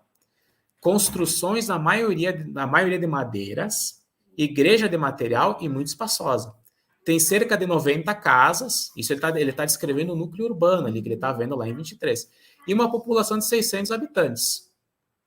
Dispõe de telefone, correio, correspondência de bancos, escolas e muitos estabelecimentos industriais. Fica a 21 quilômetros ao norte da vila que ele está falando, lógico, a Vila de Alfredo Chaves, né? E é cortada pela importante estrada Buarque de Macedo. Ou seja, o Gaspar Pimentel dá aqui um raio-x de como é que era Capoeiras, né? E ele está olhando para Capoeiras lá na década de 20, ou seja, ele está nos mostrando, assim, né? Ele é uma testemunha ocular, ele viu isso e descreveu, né? Que realmente Capoeiras estava bem organizado. Inclusive, era o segundo distrito e o maior distrito de Alfredo Chaves. E lógico que começa, então, uma movimentação dentro, né, de Capoeiras para tornar independente, que foi acendido ainda mais com a emancipação lá em 1898 de Alfredo Chaves, de Veranópolis. Tá? Então, se organiza uma comissão emancipadora. Inclusive, esse quadro está lá na Casa da Cultura, acho que todo mundo que já passou já viu, é um quadro histórico com 7 personagens, né, que formaram a comissão, entre eles o Cônego Pérez, que era o pároco da época, o Félix Engel Filho, que era médico, e mais 5 importantes comerciantes bem conhecidos aqui da região, né, o Clemente Tarasconi, o Henrique Lenzi, o Fernando Lussato, o Adolfo Schneider, o Luiz Marafon. Muitos deles vão ser prefeitos, vão desenvolver várias funções públicas, inclusive no município, no início do município. E essa comissão emancipadora, né, ela tem, então, teve um objetivo de o quê? De montar um memorial, né, para mandar para o Borges de Medeiros, que era o governador da época, para comprovar, né, que Nova Prata realmente, na época Capoeiras, tinha condição de se tornar um município. Tá? E tá ali os argumentos. Inclusive, essa é uma transcrição da Zaira Galeazzi, né? Que ela conseguiu ter acesso a esse memorial. E aí, olha só os argumentos que essa comissão usa, né? Para comprovar a necessidade de que Capoeiras tinha condição de ser uma cidade. Olha o que eles dizem. Renda superior a 15 mil contos de réis, o suficiente para a manutenção da nova comuna, ou seja, tinha dinheiro, possui várias indústrias, um importante frigorífico de indústria suína, provavelmente ficava em Nova Bassano, né? Um moderno moinho de trigo, diversas serrarias e regular número de carijos. Carijos aqui, tá, pessoal? Não é as galinhas carijó, é a estrutura para secagem da erva mate, tá? O apoio das 2 grandes fazendas, conhecidas como Pratinha, no primeiro distrito, e Lix, no segundo distrito, ambas cobertas de vastos pinheirais e excelentes terras de cultura. Ou seja, os argumentos dele, né? Tinha dinheiro, tinha indústria, tinha carne, trigo, né? Farinha de trigo, e tinha erva mate. Tinha madeira, então tinha condição de se manter, né, a cidade. Então, esse é o argumento, são os argumentos que a comissão vai, então, até Porto Alegre pleitear a emancipação, tá? Lembrando que vocês bem colocaram ali que a emancipação acontece em 1924, mas ainda em 1923 essa comissão tenta fazer movimentos para tornar o município de Nova Prata autônomo, independente. Só que quem trabalha mais com a história do Rio Grande do Sul deve lembrar que em 1923 a gente tem uma revolução, né? Uma revolução civil aqui no Rio Grande do Sul, entre os maragatos e os apoiadores do Borges de Medeiros, e o Borges de Medeiros, que era governador do estado, estava envolvido diretamente com a situação. Então, em 23, o Borges não tinha nem cabeça para pensar em emancipação né, lidar com essas coisas pequenas, né? Mas em 1924, sim, né, a comissão consegue lograr o êxito de tornar, então, Capoeiras uma cidade. Inclusive, aqui daí vem a questão também do nome, tá? Por que Prata, né? Provavelmente foi uma sugestão do Borges de Medeiros em relação ao rio. Mas a comissão tinha levado um outro nome, que era Flores da Cunha. Aí o Borges de Medeiros, porque Flores da Cunha era um político exponencial, né, da época, só que ele estava vivo ainda. E o Borges, muito cuidadoso, achou melhor que não. E aí ele achou interessante colocar prata, se relacionar, enfim, ao rio. Eles deram outras dicas, né, outras sugestões também de nomes, mas essa é que acabou dando certo e se tornando, enfim, o nome oficial do município, né? E ali como coloca Farina, né, no História de Nova Prata, também pós a tramitação normal do processo, lá em 11 de agosto de 1924, então o doutor Borges de Medeiros assina o decreto 3.351, que é o nosso famoso decreto, o número esse, né, que é o decreto que vai criar oficialmente o município do Prata, que deveria ser regido pela lei orgânica do município de Alfredo Chaves, enquanto não tivesse a própria. Então, é assinado, Prata, não era Nova Prata, Prata se torna, né, um município, por enquanto ele ia ser regido pela lei orgânica de Alfredo Chaves, até que tivesse a sua, e através já do decreto 3.352, já na sequência ali, o Borges, né, na mesma data, ele nomeia o primeiro intendente, que é o doutor Félix Engel Filho, e o vice-intendente, então, que foi o Henrique Lenz. Tá? Ele nomina esses dois intendentes, que na época é como se fossem prefeitos, tá? Provisoriamente, até que se fosse oficializado. E é o que acontece lá em outubro, novembro de 1924, quando é oficializado, daí então o Félix Engel Filho e o Henrique Lenz são de novo escolhidos como intendentes, né, oficiais, e seguem até 1928 como a primeira administração da cidade. Tá? O Félix Engel era médico, tá? Ele trabalhou aqui, inclusive trabalhou em Guaporé. Inclusive em Guaporé tem escolas com o nome dele, né? Uhum. Ele era um médico aqui da região e foi, então, oficialmente como se fosse o primeiro prefeito da cidade. Tá? Inclusive, eu gosto quando eu vou nas escolas, eu gosto de demonstrar essa foto dele, né? Depois eu mostro essa outra aqui e pergunto para os alunos onde é que está o Félix Engel Filho aqui. Que essa aqui é a mesa com a primeira administração de Nova Prata. Aí eu digo, olhem a foto dele, quem vocês acham que é? E aí todo mundo vai, é da esquerda, é o da direita, é o de cima, de baixo. Aí eu digo, onde vocês acham, se ele é o primeiro intendente, aonde vocês acham que iam colocar ele na foto? Provavelmente no centro, né? Aí eu digo, mas ele tem bigode, não tem cabelo. Lógico, provavelmente essa foto aqui é lá da formatura dele em medicina, né? Aqui o tempo passou já um pouco. Ao lado direito dele ali, né? Direito dele seria esquerdo dele, direito meu, enfim, tá o Henrique Lenz, que é o vice-intendente. É interessante essa foto aqui, tá? Que vocês estão vendo que não tem aqui brasão de Nova Prata, não tem nada, tem só uma bandeira do Rio Grande do Sul, tá?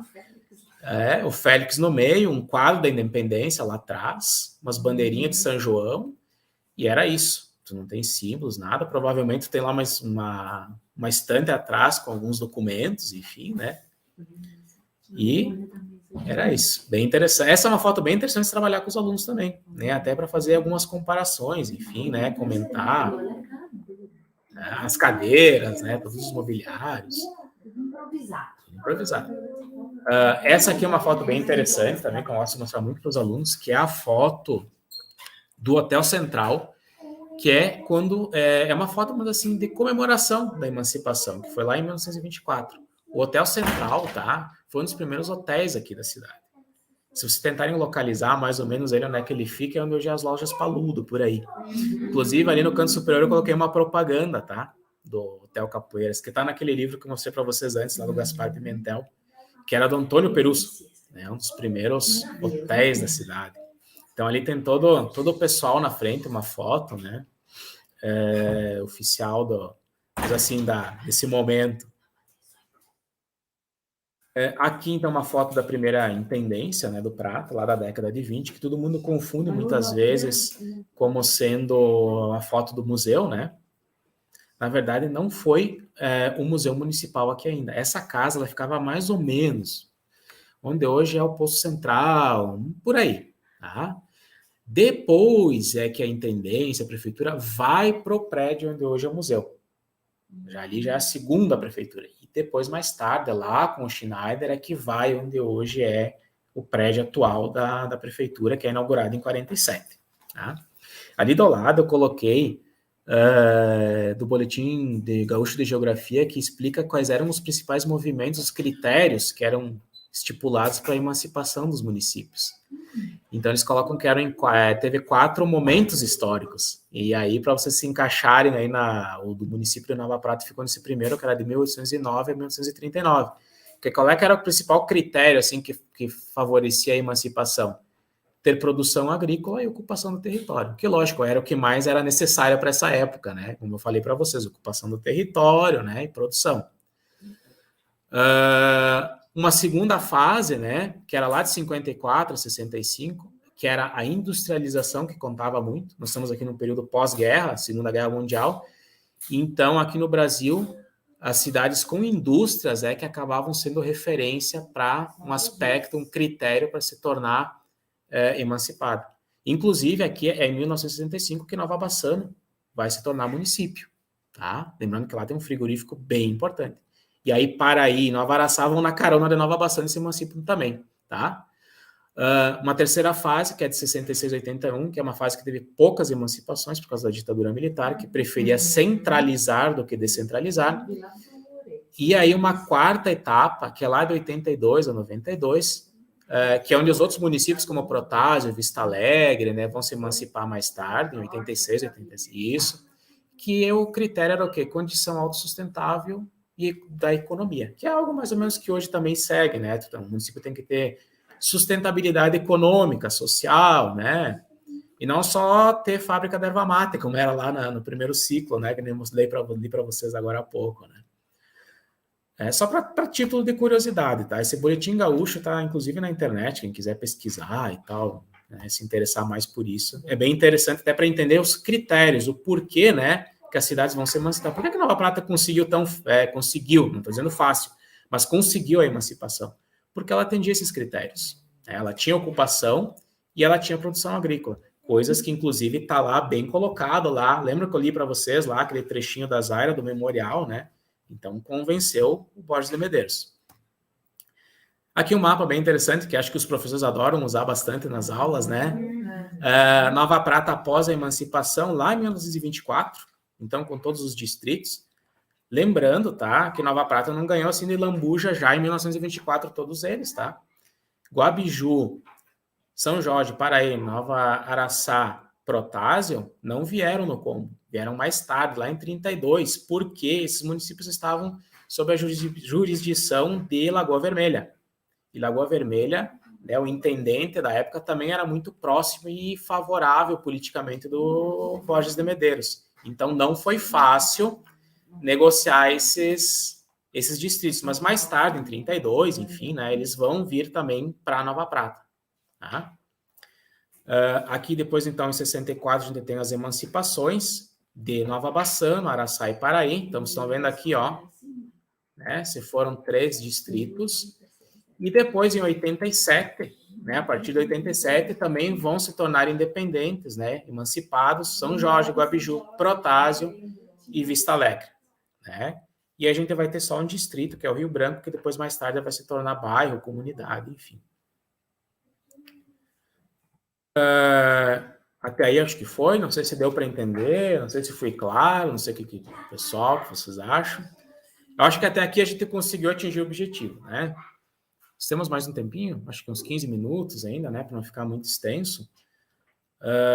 Bem rapidinho, então, tá? Eu tentei dar um panorama para vocês sobre a ocupação do território, tá? A questão de como os imigrantes chegaram até aqui, recapitulando, tá? A questão dos índios coroados, que foram os primeiros habitantes, e por que eles não estão mais ocupando essa região, e que acho que é bem interessante vocês discutirem isso com os alunos, tá? Falei do processo de emancipação, que está muito ligado com a colônia Alfredo Chaves, né? E com a estrutura que vai aqui se montando. Comentei com você sobre o Silvério e a Placidina, né, que eram os proprietários de grande parte das terras aqui da região, que ele vai doar, né, depois a Placidina conclui essa doação para começar a construir a área central, onde hoje está Nova Prata, né. Vou falar um pouquinho dos ciclos econômicos da cidade, assim, bem rapidinho agora, só para ir encerrando já. Eu falei aqui da questão mais de política, né, geográfica, mas acho legal também falar das questões econômicas da cidade, como é que ela foi se constituindo, né? Uma das primeiras riquezas da cidade foi a extração da madeira, tá? Inclusive, vocês viram lá no memorial que eles deixaram bem claro que tinha bastante pinheiros na região, né? Principalmente nas fazendas. Então, uma das principais fontes, depois da emancipação, e até durante a emancipação também, da cidade foi a extração da madeira. Então, aqui tem uma foto bem interessante aí eu adoro mostrar essa foto para os alunos, que é bem legal, porque mostra os caminhões da época buscando as toras de madeira no mato e o trator puxando, né? Porque o caminhão não conseguia dar conta do tamanho das toras. Aí os alunos ficam impressionados, meu Deus, uma tora só cabendo no caminhão. Exatamente, isso aí, o tamanho das árvores que tinham, né? Aqui uma foto bem legal também, que eu acho bem interessante, que mostra o processo ó, de manufaturamento da madeira. Então, vocês notam aí no primeiro plano, né? Logo depois dos carrões da época ali, um caminhão com uma tora em cima, né? Logo mais ali à frente, né? As toras todas empilhadas e indo em direção a um pavilhão onde hoje onde está a serraria, tá? E à direita de vocês já tem as tábuas beneficiadas, já prontas para serem utilizadas. Então, eu acho legal essa foto, porque ela é da década de 60 já, mostra todo o processo, né? Desde a extração até a produção a utilização da madeira. Aqui, né, a extração de basalto também. Ele tem poucas fotos, enfim, mas ela começa a acontecer bastante na cidade lá na década de 50, né? Ela é extraída ainda hoje de forma bem manual, né, sendo que na época se usava bastante os trollers, né, para transportar, que eram pequenos trilhos com vagonetes, né, vagõezinhos pequenos, que eles utilizavam para fazer esse transporte do basalto, né? E hoje, né, se a gente pegar os dados do IBGE de 2018, olha só que guinada, né, da produção primária, né, que nós tínhamos, que era lá da madeira, do basalto, as nossas principais atividades econômicas são de serviço e da indústria, né, que quase pega praticamente todo o percentual ali das atividades econômicas da cidade, ficando com o agropecuário, com o setor primário, né, na casa dos 5%, 6%. Isso também mostra o quanto que a cidade deixou de ser rural e se tornou mais urbana que rural. A população rural era muito maior, né, lá na década de 40, 50, 60, e ela se torna urbana, que é o que nós estamos visualizando historicamente aos nossos olhos hoje. Tá? Enfim, acho que vamos encerrando. Vou mostrar umas imagens que eu acho o máximo, que eu acho legal para vocês. Inclusive, eu estou passando nas escolas e eu estou mostrando essas imagens, trabalhando com os alunos. Eu estou mostrando várias, tá? Mas eu acho que, às vezes, uma dessas imagens são maravilhosas para rende uma aula perfeita, assim, né? Uma delas, tá? Essa aqui, que é da Praça da Bandeira, de 1941. Tá? Essa imagem é onde hoje mais ou menos estão sabe, os painéis, né, de basalto? Para vocês terem uma noção de como é que era, né? Enfim, a praça já tinha os seus traçados, e eu acho legal para mostrar para os alunos lá ao fundo. Estão vendo lá ao fundo, na esquerda, à direita, à esquerda no alto, vocês conseguem ver a igreja matriz. E na frente da igreja matriz tem os andaimes, né? Estão construindo a igreja ainda aí. Essa imagem também eu acho bem legal. Né? Quando eu mostro, olha, Grêmio Pratense, lá no fundo do cinema, daí eles já identificam o calçamento da praça, né? Até legal para mostrar essas fotos, porque daqui a pouco, né, a gente passa todo dia na Praça da Bandeira e não faz noção que a gente está pisando, por exemplo, numa calçada que é histórica, que faz muito tempo que está ali. Olhem só, aquele desenho está ali até hoje, né? Inclusive, tinha um chafariz ali em 1960, que não existe mais, né? Aqui uma outra imagem, ainda da Praça da Bandeira. Olhem que aí os alunos dizem, mas será? Não pode, não é. Não é, que não tem os brinquedos e aquelas árvores gigantes lá, lembra que tem hoje? Elas estão mal e mal nascendo ali, ó, na esquerda, né? Logo mais ali para cima, vocês podem ver que onde hoje tem a Caixa Econômica, tinha uma casa, né? Logo atrás dessa caixa tem um prédio bem largo ali, né? Que mostra o segundo hospital da cidade. Aí você já vem a prefeitura ali já construída, recém-nova, recém-inaugurada. Né? Olha que interessante. Já o desenho da praça, né? Então, aqui uma foto bem legal da inauguração da prefeitura na década de 1947. Ó. Né? Eu gosto de mostrar para os alunos ali no canto superior esquerdo, tá? Que também que só tem mato. Hoje ali tem a Avenida Borges de Medeiros, tem o Salão Paroquial, tem um monte de casas, prédios. Ali nessa época de 1947 tinha só um barranco onde as pessoas deixavam os cavalos, né? Para depois vir para a solenidade de inauguração. Essa outra imagem também, acho que tu já meio que localizou, da década de 40. Vocês conseguem ver num primeiro plano, né? A Casa Boito e à direita a Casa do Tarrascone, com seus famosos arcos, que hoje está sendo construído um prédio, né? Então, baseando nesses dois prédios, se vocês olharem à esquerda da Casa Boito, tem uma outra casa bem grande, que é onde hoje está a praça, onde hoje seria o centro de informações turísticas, onde era a tabacaria uma vez. E mais ao fundo estão vendo o prédio do Manfredi, onde hoje é a Videopizza, né? E aqui em cima, vocês podem ver que é uma solenidade, provavelmente, Dia da Pátria, né? E aqui em cima tem um vão, que é onde é o Largo da Prefeitura, no alto das escadarias. Provavelmente, por essa época, ainda a Prefeitura não estava sendo construída, ou estava em construção, enfim, né? Uma imagem da Igreja Matriz, de 1942. Aqui eu gosto de mostrar bem interessante. Atrás da segunda igreja, lembra que eu mostrei para vocês? Né? Lá naquela foto das 3 igrejinhas. E uma coisa legal que os alunos também percebem logo é que ainda não tem a construção da torre. Né? Não existe a torre ainda aqui. Tá? Essa outra imagem também, tá? É uma da década de 50 e mostra a Avenida Borges de Medeiros. Para vocês terem uma noção de onde é que foi tirada essa foto, se vocês olharem no canto esquerdo superior, vocês vão ver o anjo da igreja. Sabe aqueles anjos que estão na escadaria da igreja com uma luminária? Vocês vão achar um deles aí no canto esquerdo superior. Atrás do anjo tem a primeira canônica da cidade, que foi ali na esquina onde tinha um bananinho uma vez, e que agora é só um...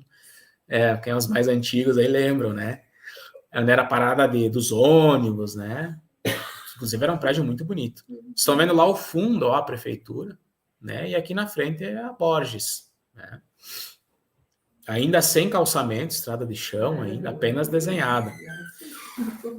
E isso aqui eu gosto de mostrar bastante para os alunos, né? São panoramas da cidade em várias décadas, né? Que fui organizando para vocês terem uma noção de como é que a cidade foi se desenvolvendo ao longo dos anos. Então, aqui, por exemplo, nós temos uma foto da década de 20, tá? Aqui da década de 30. Vocês podem ver que já tem os desenhos das principais avenidas. Década de 40, nós estamos já visualizando o pastifício caxiense, né, que se chamava. Depois pega fogo, enfim. Logo atrás, ali o pastifício caxiense tem a Compré, que mal e mal dá para ver os prédios ali, né? Década de 70, a área central. Você pode ver que muitas casas, muitos prédios já estão, né, ali nesse espaço. Década de 80, inclusive dá para ver bem o cinema, né, o prédio do cinema, um dos que mais se destacam, aí junto com o Grêmio Pratense. Olha que já tem um Hotel Coroados também, no primeiro plano ali, né? E aqui uma foto de 2015, né? E o que eu digo que é uma foto mais atual, mas se for ver nem é mais tão atual, já são 7 anos atrás. Né? Já está, provavelmente, a população já está bem mais grande. Né? Inclusive, se a gente olhar essa foto, essa aqui que eu mostrei para vocês primeiro, tá? Havia comentado, se vocês olharem em direção a Santa Cruz, aí vocês vão ver que não tem nada. Tem algumas casas e é tudo mato. Enfim, pessoal, acho que era isso. 1h30. Não sei se tem alguma dúvida, alguma pergunta. Enfim, né? Colegas, não sei se tem alguma questão a fazer. Se não ficou claro alguma coisa, senão eu vou encerrando e vou passando uns para saber mais aí. Umas dicas, né? Para quem gosta de estudar sobre a cidade. Tem uma pergunta aqui, né? Da Dúlcima, que ela não quer perguntar, enfim. Se a Plastilina casou de novo, não casou. Inclusive, o Silvério e a Plastilina não tiveram filhos. Tá? Por isso que grande parte das terras foram doadas praticamente para a construção de cidades.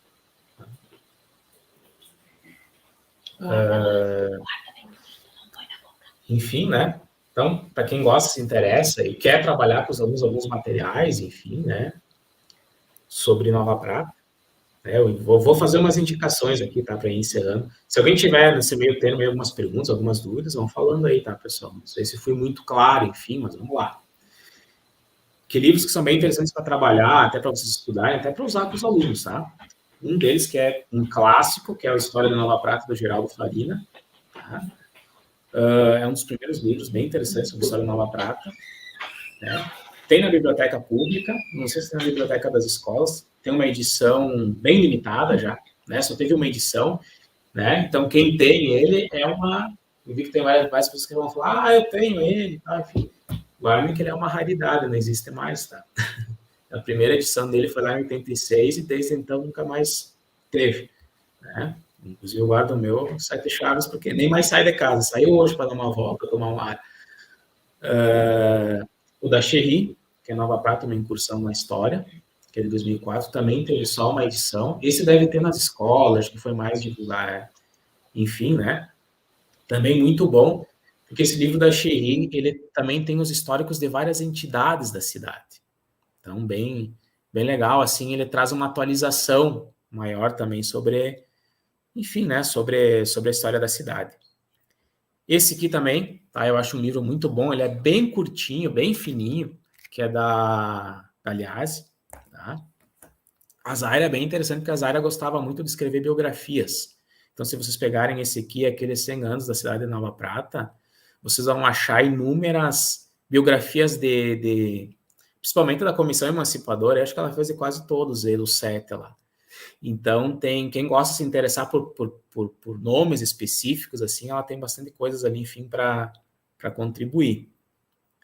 Esse aqui eu trouxe, tá? Ele é de 2017, é bem legal, foi lançado pelo Geraldo João Agostini, que é o futebol pratense de Capoeiras da Nova Prata. Ele é bem legal, porque ele tem várias fotos e textos sobre a história sobre o futebol da Nova Prata. Inclusive, eu estou preparando um materialzinho a pedido de uns profs, um resumo, né? Porque sabe que agora é época de Copa do Mundo. Então, é um assunto que é bem interessante e os alunos se interessam um pouco mais e dá daqui a pouco para utilizar, né, como base até para trabalhar pedagogicamente, até para incentivar, para provocar os alunos a conhecer até a própria história da cidade. Então, ele é bem bacana. Esse está à venda, ainda deve ter à venda nas livrarias, enfim, né? Ele é bem recente, ele é bem legal, assim, né? Esse que eu mostrei para vocês antes, ele é bem legal porque ele é uma fonte histórica, tá? Ele é um livro escrito lá em 1923. Tem os primeiros mapas aqui da região, tem a descrição do Gaspar Pimentel, tá? Que eu falei para vocês que ele foi um funcionário público do município de Alfredo Chaves. Esse também tem em sebos, deve ter na biblioteca pública, tem uns mapas bem legais. Esses mapas que eu mostrei para vocês estão quase todos lá. Até as gurias estavam olhando aí, tem um mapa bem grandão, né, que foi reproduzido e tal. E o legal aqui é daqui a pouco pegar as propagandas, né, dos comércios da época, ali da década de 20, estão todos nesse dicionário. Então dá para daqui a pouco dá para explorar bastante até a própria linguagem, como é que era utilizada nessa época, né? Esse aqui, eu acho que muita gente já deve ter visto, que ele foi lançado na época do prefeito Najib, é um baita de um livrão, né? Ele é bem legal, bem colorido, cheio de... Para a época, assim, para a tipografia da época, era uma riqueza, ele é cheio de fotos, imagens, que é um resumo histórico estatístico comemorativo ao cinquentenário da emancipação política de Nova Prata. Ele foi produzido lá, organizado pelo Luiz Antônio Rigo, em 1974. E ele é um livro muito legal. Estavam comentando agora que, nossa, somos perto de 100 anos, e esse aqui, sim, ele é um livro que foi feito há 50 anos atrás, praticamente. E ele é bem legal, porque ele é um livro que foi divulgado, foi distribuído praticamente para quase todas as famílias. Então, muita gente deve ter esse material em casa ainda. Quem tiver, acha, resgata e guarda, que ele é bem legal. Inclusive, ele fala do basalto, tem umas fotos bem legais, bem grandes do casal, fala sobre eles. E legal, porque daí tem também alguns projetos da prefeitura da época para construção de hotéis, de complexos turísticos. Então, é bem interessante até para trabalhar com os alunos. O que você pensava 50 anos atrás para provocar para a construção, desenvolvimento da cidade? E o que será que foi feito ou não, né? Porque a história é feita não só de mudanças, mas também de continuidades. Então, o que realmente continuou acontecendo e o que mudou, enfim. Então, Então, esse livro é bem legal, ele dá para usar como uma fonte, uma base histórica para trabalhar com os alunos, né? Daqui a pouco fazer uns xerox aí de umas páginas, trabalhar com eles, enfim, até o próprio textos, as fotografias, né? Bem interessante. Essa coleção aqui do Batistel, do Arlindo Itacílio Batistel, que é um baita de um... Nossa, é um compêndio, né? Não dá para chamar de livro, né? Que fala... Ele vai fazer uma etnografia lá da Nossa Senhora da Saúde, que é sobre os italianos. Mas é bem legal porque traz muita coisa que, inclusive, os alunos, enfim, né, as pessoas vão se identificar. Eles se identificam com muitas coisas que estão aí. Inclusive, o terceiro livro, que é o que está escondido ali atrás, ele é só de fotografias. Né? Esses livros também são uma realidade. Então, é bem legal. Tem lá sobre a escola, como é que era a escola, como é que era a roça, como é que eram os instrumentos, como é que era a carroça. Então, é praticamente um museu que dá para levar para dentro da sala de aula, né?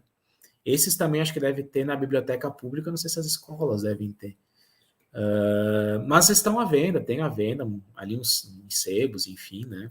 Só que eles são um pouquinho caros. São caros porque são edições que não tiveram mais reprodução, então são difíceis de conseguir. Esse aqui, tá? Eu já trabalhei com os alunos, tu coloca aqui porque eu acho bem legal. É um livro do Radici, sabe, do Iotti ali de Caxias. Ele lá em 95, em comemoração aos 120 anos da imigração italiana, ele criou um gibizão, que eles chamavam de gibizão, né? Um gibizão especial que conta em quadrinhos a história da imigração. Até eu coloquei umas imagens ali dos quadrinhos, né? Bem legal, que mostra tudo. Isso sabe o que eu estava falando lá no começo, do porquê que os imigrantes vêm para cá, né? O que motiva eles. Então, esse bem assim, bem lúdico, bem didático, e dá para trabalhar. Eu já trabalhei com os alunos de quarto e terceiro ano, eles adoram, eles conseguem pegar bem assim a ideia do processo da imigração. Lógico que não precisa ficar só na imigração italiana, aqui é bem específico. E ele vai falar de Caxias, lá da colônia Caxias, mas dá tranquilamente para a gente jogar para o nosso contexto, para a nossa realidade, e dá também para falar sobre as outras culturas, né? Que não é só a italiana, a polonesa, a árabe que veio para cá, a alemã, e por aí vai. Tá? Inclusive, esse não tem mais, ele é raridade. Mas enfim, se alguém tiver interesse, enfim, eu posso passar. Até mandei um e-mail para o Iotti, não faz muito tempo, pedindo se ele autorizava a gente usar, assim, reproduzir, porque é uma edição que não existe mais, né? Ela é de 1995 e não teve mais outra. E ela é bem legal para trabalhar com os alunos. Esse outro livro, tá? Tem na biblioteca pública, para quem se interessa sobre cultura polonesa, tá? Ele é da área de 76, é nos Peraus do Rio das Antas. Ele faz um raio-x assim, da imigração polonesa aqui na colônia Alfredo Chaves. É legal porque tem dados sobre famílias, sobre as igrejas, fala de Santo Stanislau, fala de... esqueci o nome da outra capela ali do lado de Santo Stanislau. Mas, enfim, ele dá Ele mostra vários aspectos da própria imigração polonesa aqui no contexto da cidade de Nova Prata, tá? Esse aqui é um outro que é bem legal, para quem quiser abordar a questão, né, dos negros na Serra Gaúcha, né? Inclusive, foi escrito pelo Radins, que foi um professor meu da faculdade. Inclusive, eu pedi para ele se podia usar para reproduzir, para passar para as outras pessoas, ele autorizou. Inclusive, ele está fazendo uma segunda edição. E é bem legal porque é um livro, ele não é um livro de estudo, ele é um livro infanto-juvenil. E ele conta toda a história da vinda dos negros, como os negros da África, que até a região da Serra Gaúcha, eles foram chegando e se envolvendo com as outras culturas, que muitas vezes a gente acaba também deixando de lado e não buscando assim, interpretações dessas outras etnias que compõem. A gente acaba focando muito em algumas etnias e esquece as outras. Então, esse livro, ele é um livreto, né? Bem legal, assim, para trabalhar. Tá? Se alguém tiver interesse, depois dá para repassar. O professor autorizou. Quem quiser também, agora fazendo propaganda minha, né? Até parece, vendendo peixe. Quem quiser também ver um resumo, enfim, né? Sobre a história da cidade, assim, usar como referência com documentos, com dados mais atuais, tem a minha dissertação, tá? Que está lá no site da UX. Inclusive está ali o link, mas se vocês colocarem lá, enfim, meu nome, algo parecido com isso aí, tá? Vai aparecer. E aí tem lá um título, que é o título 3, o capítulo 3, e o subtítulo 3.1, que tem umas 10, 12 páginas, que daí eu tenho toda essa parte da história da cidade de Nova Prata. Inclusive lá, daí ele está mais estendido, mais detalhado, tem mais informações, tem alguns dados assim mais contextuais, mais históricos, né? Ali eu faço umas estatísticas de população, de questão econômica, de questão de escola, de patrimônio, por aí vai. Então é bem legal se vocês querem usar daqui a pouco essa, eu não vou dizer usa tudo, porque senão fica muito grande, porque ali tem toda a questão teórica, mas esse capítulo aí, se vocês quiserem usar para trabalhar com os alunos, né, readaptar ele, tem um textinho ali que, olha, acho até que ficou legal, tá? Mais ou menos acho que era isso. Encerrando por aqui, eu acho, né? Ficamos em 1h40, ficou meio até maçante, eu acho, né? Ah, tem uma pergunta. Que parece que eles estão pedindo onde é que ficam os jogos aí. Da Silvia Mendes, eu acho. Não volta um pouquinho. Vamos localizar a pergunta aqui. Você tinha uma pergunta. Silvia Mendes, boa noite. Eu gostaria de saber onde entra na história os diogos. Quem são os diogos? Eu não estou localizando. Os diogos, tá? Eles estão provavelmente antes mesmo da instalação da colônia Alfredo Chaves, tá? Como eu falei, nós tínhamos a questão da lei de terras, então tinham os grandes poceiros, tinham várias pessoas que se estabeleceram aqui na região. Inclusive, o Silvério Antônio de Araújo teria tido vários, não digo capataz, nem funcionários, mas, enfim, agregados dele, né, que ocuparam vários lugares. Eu acredito que os diogos foram, provavelmente, esses personagens que estiveram nessa região, né, meio que junto com o Silvério Antônio de Araújo, tá?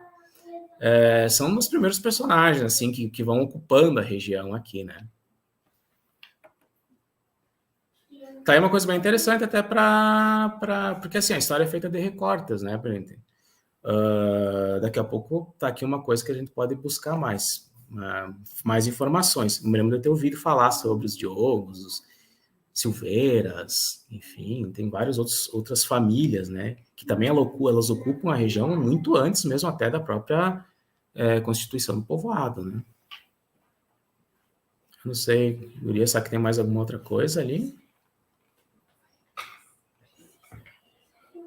Vou me esforçar para entender mais quem são os diogos, tá? Peço perdão se não ficou muito claro isso. Sim, do livro, tá.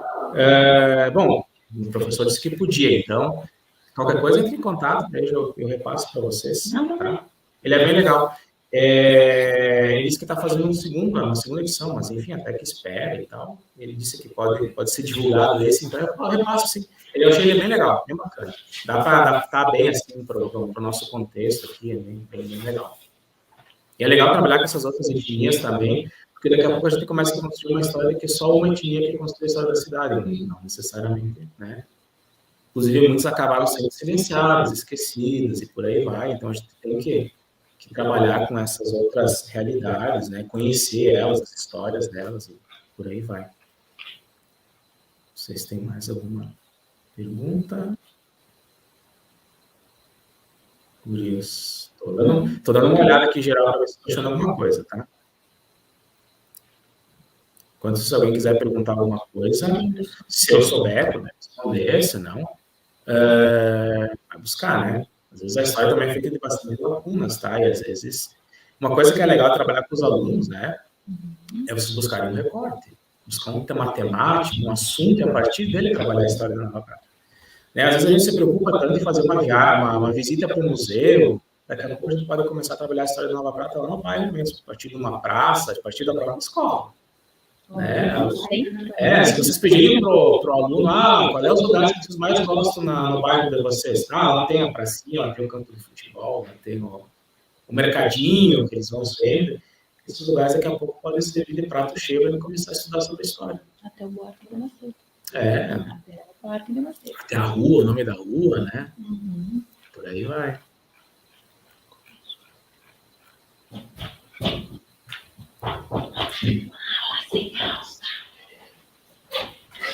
Podemos encerrar, então. Podemos encerrar. Tem mais um comentário? Obrigado. Pois acabamos, Silvia Mendes, isso, né? Acabamos passando aos alunos que os índios coroados entraram em luta com os diogos. Sim, mataram, fugiram para outros municípios, sim. Provavelmente, Silvia, teria que analisar com mais calma. Mas esses diogos, provavelmente, como eu falei, eram capatazes, eram alguém agregados do Silvério, e o Silvério, vocês viram o tamanho da terra do Silvério, né? Ele tentava achar onde também ele tinha que dominar a região, né? E eu falei para vocês antes, né, que os índios, eles eram considerados bugres. Tá? Inclusive, vocês vão achar em livros de história, inclusive escritos sobre Nova Prata, o termo bugre. Tá? Como se fossem pessoas sem almas, eles eram caçados com crueldade, tá? E os índios também, lógico, que os índios atacavam os brancos, sim, mas também os brancos, as pessoas que vinham para cá, os imigrantes atacavam eles também, tá? Então, vamos pensar que só veio de um lado, era dos dois lados, tá? Que tinha essa animosidade, tá? Era um choque entre culturas, não muito bem resolvida na época, tá bom? Não sei se tem mais alguma questão. Sugestão, a história Nova Prata 2, não, né, Leda? Acho que tá bom a 1. Chegamos até a emancipação, não fomos mais adiante aqui, né? Mas a gente pode também, daqui a pouco, temos, inclusive, o livro da Eliana e o do Farina falam das administrações que vêm depois, né? Bem legal, que também vai contando um pouco dessa história sobre como vão se construindo as ruas, como vai se desenhando os traçados da cidade, como vão se montando, como tinha falado no começo no quiz, né, os símbolos da cidade, por aí vai. Né? Por isso que daqui a pouco a história pode estar ali mais próximo da escola do que a gente imagina, né? Se a gente começar com uma temática, com um assunto mais relacionado ao aluno, daqui a pouco a gente consegue até provocar eles a conhecer a história da cidade. Por isso que eu até citei o livro ali do futebol, né? Por isso que tem alguns profs, por isso que eu coloquei aqui na junta, porque teve alguns profs que pediram assim, um resumo, alguma coisa, até estão montando um negócio. Acho que até a Copa do Catar fica pronto, com umas imagens, umas coisas legais, assim, para explorar, né? Explorar esse tema, que agora está bastante em voga, está bem interessante, né? Que os alunos vão gostar, para aproveitar de quebra e trabalhar com algumas coisas básicas sobre a história. E outra coisa que é interessante, que infelizmente, né, a gente estuda só lá no 4º, 5º ano, a história, acho que agora com a BNCC no 4º, no 5º ano, né, por aí.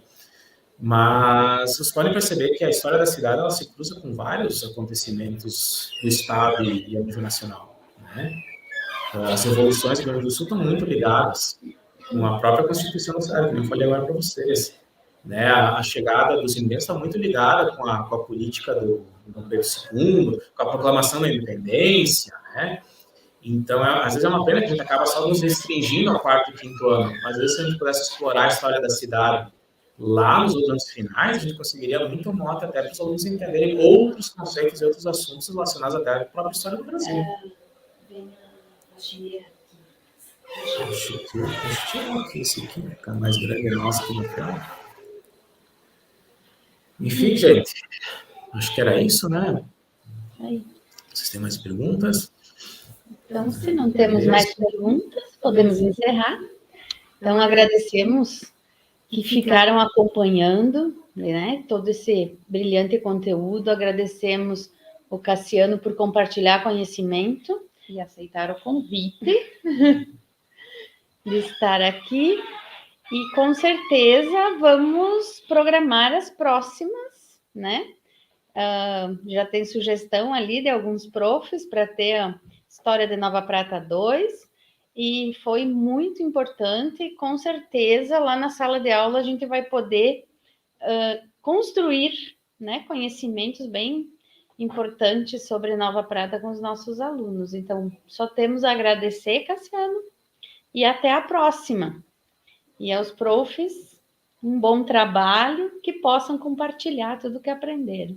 Muito obrigada e boa noite. Boa noite. Obrigado, eu que agradeço. E, bom, eu vou estar nas escolas agora, né? Estou passando em várias escolas, trabalhando com os alunos, sabe? Um trabalho bem legal, inclusive, né? E a gente vai conversando, se alguém quiser saber do material, alguma outra coisa, enfim, que puder ajudar, né? A gente está à disposição, sempre para colaborar. Então, era isso. Agradeço o convite, espero ter respondido à altura, ter ajudado, né? De alguma forma, a esclarecer alguns assuntos sobre a cidade, enfim. Era isso, então. Sim, acho que eu coloquei ali. Eu coloquei nos comentários o link de presença ali, né? Embaixo, na descrição do vídeo também tem um link, não sei se vocês conseguiram localizar ele, se não qualquer coisa, mas ele já está ali. Ok. Isso, então. Então, obrigada. Muito obrigada. Boa noite Boa noite a todos. todos. Obrigada.